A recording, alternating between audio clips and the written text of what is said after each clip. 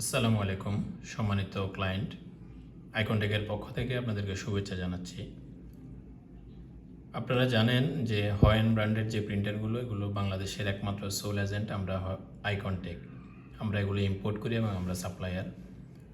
So আপনারা যারা আমাদের থেকে এই হয়েন ব্র্যান্ডের এই প্রিন্টারগুলো নিয়েছেন স্টিকার প্রিন্টের জন্য, সেক্ষেত্রে আপনারা প্রিন্টারের বক্সটি আনবক্স করার পরে সেখানে যে ম্যানুয়াল রয়েছে সেখানে একটি সফটওয়্যারের নাম দেওয়া রয়েছে ডি লেভেল, এবং প্রিন্টারের পিছনে দেখবেন স্টিকার লাগানো রয়েছে এই সেম ডি লেভেলেরই। সো এই ডি লেভেল অ্যাপসটি দুইভাবে ব্যবহার করা যায়। এক হচ্ছে এটি প্লে স্টোরে রয়েছে, আপনারা মোবাইল থেকেও এটি ব্যবহার করতে পারবেন। সেক্ষেত্রে প্রিন্টারে যদি অবশ্যই ব্লুটুথ অপশন থাকতে হবে, তাহলে মোবাইল থেকে প্রিন্ট করতে পারবেন। আর যদি প্রিন্টারে ব্লুটুথ না থাকে সেক্ষেত্রে আপনারা ল্যাপটপ বা কম্পিউটার থেকে এটি ব্যবহার করতে পারবেন। সেক্ষেত্রে এটি ল্যাপটপ বা কম্পিউটারে প্রথমে ডাউনলোড করে ইনস্টল করে নিতে হবে। সো আজকের এই ভিডিওতে আমি আপনাদেরকে দেখাবো যে কীভাবে এটি ডাউনলোড করবেন, ইনস্টল করবেন এবং কীভাবে এটি দিয়ে নিজেদের মতো করে কাস্টমাইজ করে স্টিকার প্রিন্ট করবেন। সো আপনারা যে ব্রাউজার ইউজ করেন সেই ব্রাউজার থেকে, আমি এক্ষেত্রে গুগল ক্রোম ব্যবহার করছি, সেই ব্রাউজার থেকে আপনারা গুগলে গিয়ে আপনারা সার্চ করবেন ডি লেভেল। দেখুন ডি লেভেল লেখার পরে এই যে এক নাম্বার এটি আসবে ডি লেভেল এবং ডান পাশে চাইনিজ লেখা, এটি একটি ইন্টারন্যাশনাল চাইনিজ অ্যাপস। সো এখানে যদি ক্লিক করেন এটি আসবে।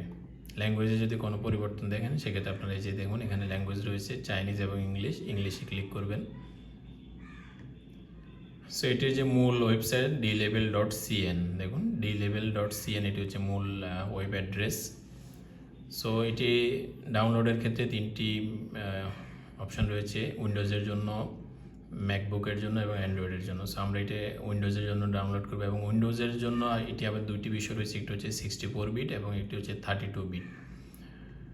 সো আমি আমার ল্যাপটপে 64 বিট ডাউনলোড করব। সো আপনাদের যাদের ল্যাপটপ 32 বিট আপনারা 32 বিট ডাউনলোড করবেন, আর যাদের কম্পিউটার 64 বিট আপনারা 64 বিট ডাউনলোড করবেন।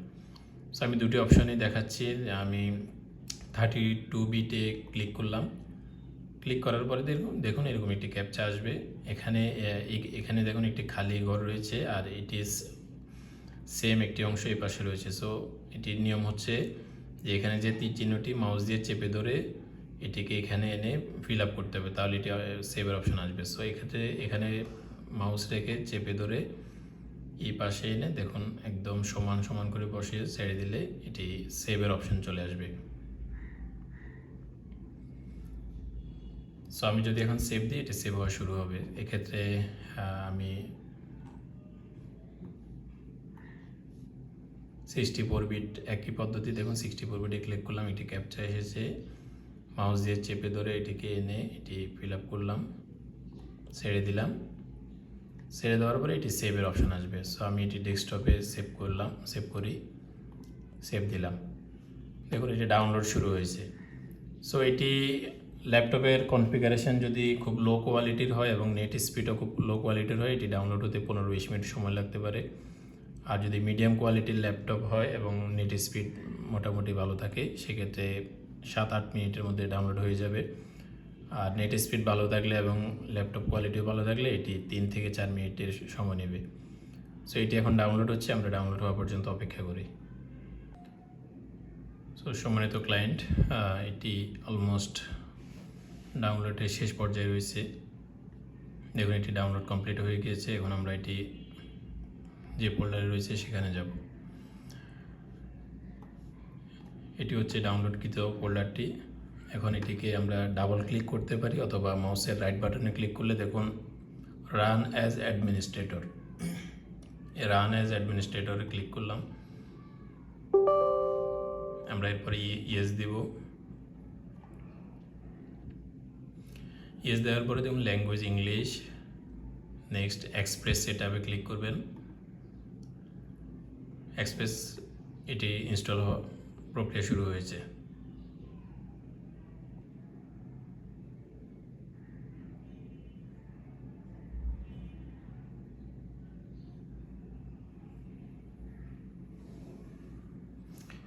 এটি ইনস্টল প্রক্রিয়া কমপ্লিট হয়েছে, দেখুন ইনস্টলেশন কমপ্লিট। দেন এখানে আমরা কমপ্লিটে ক্লিক করব। কমপ্লিটে ক্লিক করার পরে এটি ইনস্টল হয়ে গেছে। দেখুন এটার ইনস্টলকৃত ফাইলটি হচ্ছে এটি। সো আমরা এখন এটিতে প্রবেশ করব। প্রবেশ করার জন্য ডাবল ক্লিক করে এটিতে প্রবেশ করব।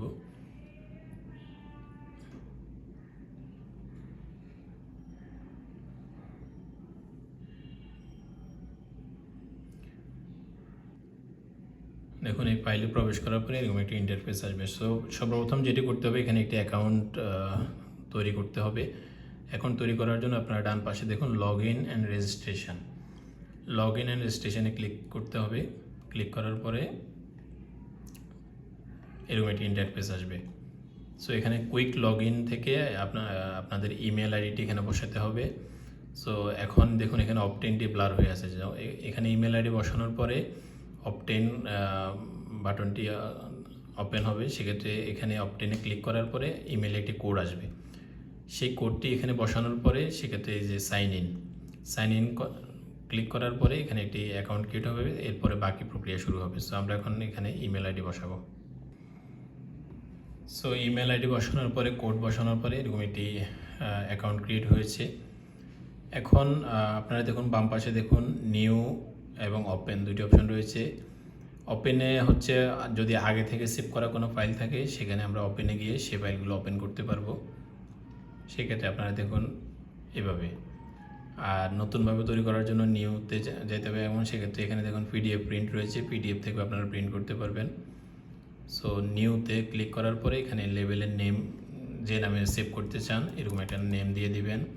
এবং খুবই গুরুত্বপূর্ণ একটি বিষয় হচ্ছে যে প্রিন্টারের মধ্যে যেই সাইজের স্টিকার রয়েছে, আপনারা যে সাইজের স্টিকার থেকে মাধ্যমে প্রিন্ট করতে যাচ্ছেন সেই সাইজটি এখানে অবশ্যই সঠিকভাবে বসাতে হবে। যদি প্রিন্টারের মধ্যে এক ধরনের সাইজ থাকে আর এখানে আপনারা আরেক ধরনের সাইজ দেন, সেক্ষেত্রে প্রিন্ট হলে দেখা যাবে একটার পর একটা গ্যাপ বের হবে অথবা সঠিকভাবে প্রিন্ট হচ্ছে না, নানাবিধ সমস্যা তৈরি হবে। সঠিকভাবে প্রিন্টারের ভিতরে যে সাইজ আছে সেই সাইজটি এখানে বসাবেন। আমরা 38-25 সাইজটা দিলাম। দেন কনফার্ম করার পরে দেখুন এরকম একটি সাদা স্টিকারের সাইজ এসেছে, অর্থাৎ এটি হচ্ছে 38-25 সাইজ আমাদের জন্য।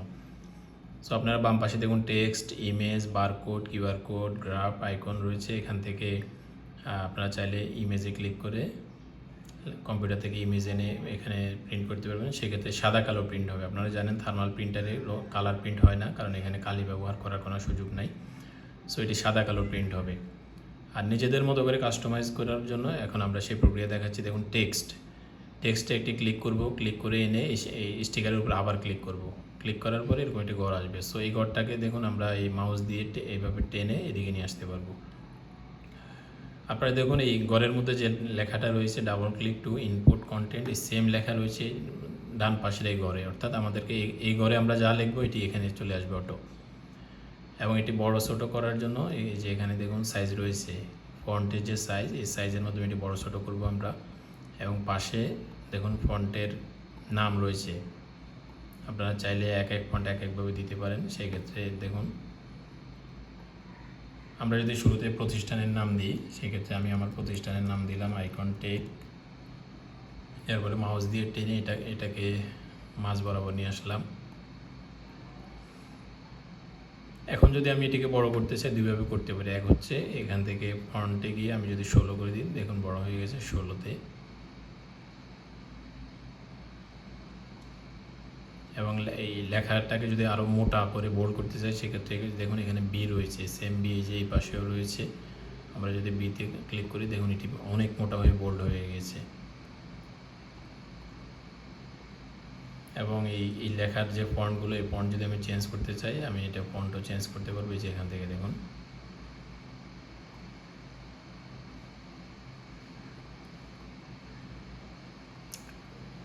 ঠিক যদি এরপরে আবার একটা লেখা লিখতে চাই, এখন আমি দেখুন এই লেখাটি যদি আমি এখান থেকে আরও লিখতে চাই একই বক্সের মধ্যে, তাহলে আমি যদি এটাকে নিচে আবার লিখি, দেখুন আইকন টেক, তারপর আমি যদি পণ্যের নাম লিখি প্রিন্টার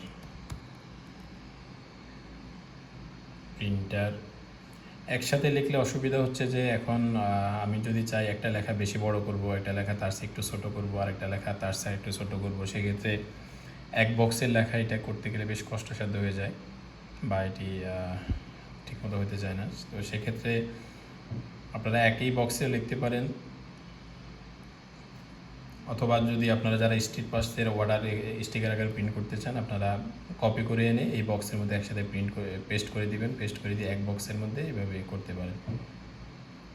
সো আমি যদি আলাদা আলাদা বক্সে করি,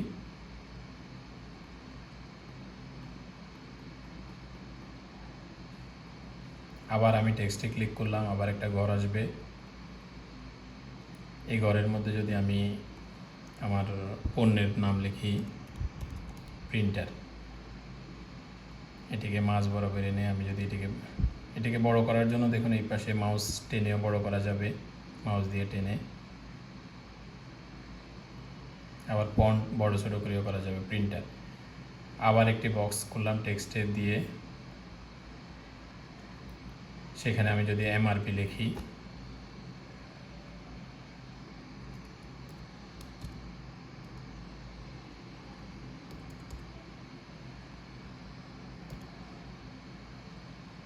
দেখুন আমি এমআরপি দিলাম। আপনারা চাইলে বারকোড ইউজ করতে পারেন। দেখুন বারকোডটি অনেক মোটো হয়ে আসছে, এটাকে আমি চিকন করে দিচ্ছি। দেখুন এই বারকোডের মধ্যে এখন মূলত লেখা রয়েছে 1 থেকে 8 পর্যন্ত। এই ঘরের মধ্যে দেখুন 1 থেকে 8 পর্যন্ত। আমি যদি এই লেখাটাকে চেঞ্জ করে আমাদের প্রতিষ্ঠানের নাম লিখে আইকন ট্যাগ, দেখবেন এই বারকোডের ডিজাইন চেঞ্জ হয়ে যাবে।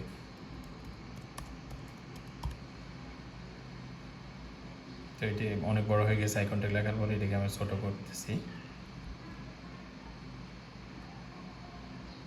এই বারকোডের মধ্যে মূলত এখন আমার প্রতিষ্ঠানের নাম রয়েছে আইকন ট্যাগ। একইভাবে আপনারা কিউআর কোড ইউজ করতে পারেন। কিউআর কোডটি এখানে দিয়ে, এটি অনেক বড়, এই দেখুন কোনায় মাউস ধরলে এরকম একটা তীর চিহ্ন আসবে। সো এটিকে এবার নিচের দিকে টেনে ছোটো করতে পারবেন। সেম একইভাবে এই কিউআর কোডে এখন 1 থেকে 8 পর্যন্ত আছে। এটাকে পরিবর্তন করে আমি যদি আমার প্রতিষ্ঠানের নাম লিখি আইকন টেক, এই কিউআর কোডে এখন মূলত আইকন টেক রয়েছে। সো আপনারা একটা বিষয় মেনটেন করবেন, সেটি হচ্ছে যে এই স্টিকারের চারপাশে 3-4 মিলিমিটার করে আপনারা গ্যাপ রাখবেন। একদম এক পাশে একদম লাস্ট পর্যন্ত এইভাবে দিয়ে না করে একটু গ্যাপ রাখবেন।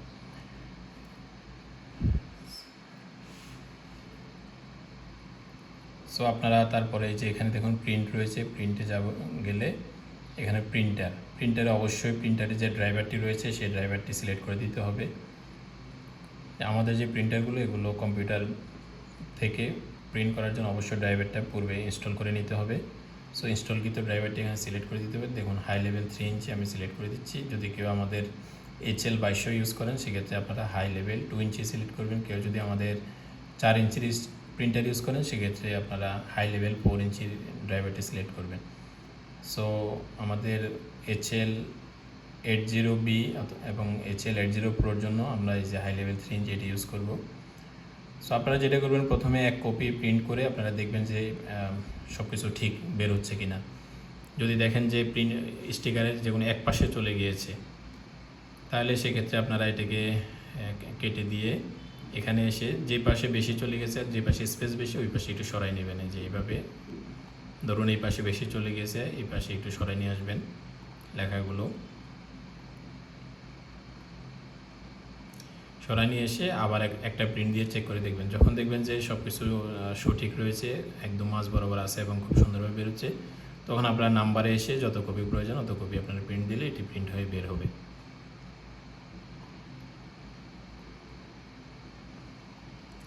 সো একইভাবে আপনারা যারা বিভিন্ন কুরিয়ার সার্ভিসের অর্ডারগুলো প্রিন্ট করতে চান এই ফ্রি অ্যাপস থেকে, সেক্ষেত্রে আপনারা এরকম একটি ঘর তৈরি করবেন। ঘর তৈরি করে আপনাদের লেখাগুলো, অর্ডারগুলো কপি করে এনে যে ঘরের মধ্যে পেস্ট করে দিবেন। পেস্ট করে দেওয়ার পরে যা আসবে সেটিকে এবার আপনারা লেখাগুলোকে একটু রিঅ্যারেঞ্জ করে সুন্দরভাবে সাজায় গুছিয়ে নিয়ে সেম একই পদ্ধতিতে প্রিন্ট দিতে পারবেন। সো এখন যদি যে লেখাগুলো আছে এগুলোকে সেভ করতে চান, আমি যদি এটিকে দেখুন কেটে দিতে চাই, এখানে লেখা আছে do you want to save this document. So আপনি যদি ইয়েস দেন, এটি সেভ হয়ে যাবে। তো এইভাবে আপনারা ডিলেবেল অ্যাপসের মাধ্যমে নিজেদের মতো করে কাস্টমাইজ করে নিজের প্রতিষ্ঠানের নাম, পণ্যের নাম, এমআরপি, নিচে একটি বারকোড, কিউআর কোড দিয়ে এভাবে প্রিন্ট করতে পারবেন। এবং কুরিয়ারের যে অর্ডারগুলো, সেই অর্ডারগুলোকে কপি করে এনে এই অ্যাপসে দিয়ে, ফ্রি অ্যাপসে দিয়ে পেস্ট করে দিয়ে প্রিন্ট করতে পারবেন। সো এই ডি লেভেলের পাশাপাশি আরও বেশ কিছু অ্যাপস রয়েছে, সেগুলো আপনারা ইউজ করতে পারেন, যেটি আমি পূর্বে বলেছি। আশা করি আপনারা খুব সুন্দরভাবে ডি লেভেল অ্যাপসটি ব্যবহার করতে পারবেন।